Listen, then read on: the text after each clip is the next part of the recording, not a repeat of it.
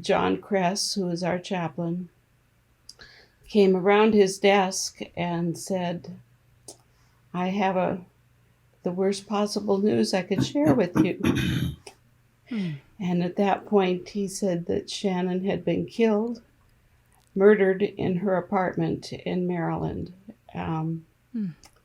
What a shock. I mean, it just absolutely overwhelmed us.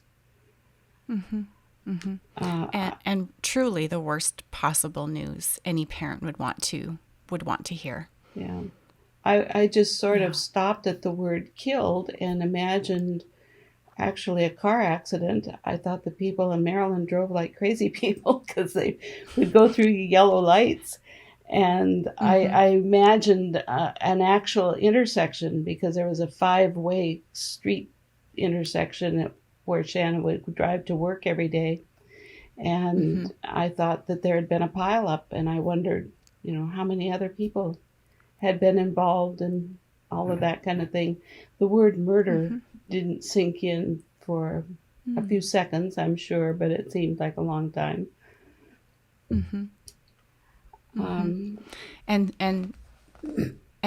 just so your initial reaction was really just shock. Yes, completely stunned. I was so stunned I couldn't even cry at that point. Daryl did. When he cries, I cry.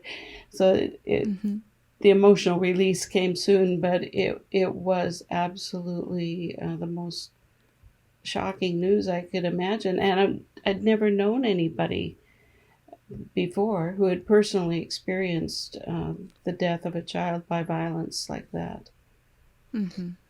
It was a shock for me as well. John Kress, the chaplain at that time, he and I had been part of the pastoral staff at the church before we both individually transitioned to work on the campus.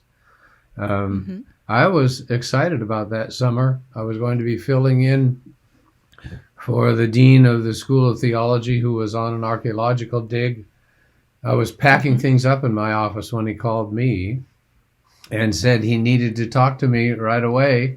And I said, well, I'm switching offices right now. Could I come and see you this afternoon? And he said, no, I need to talk to you right now.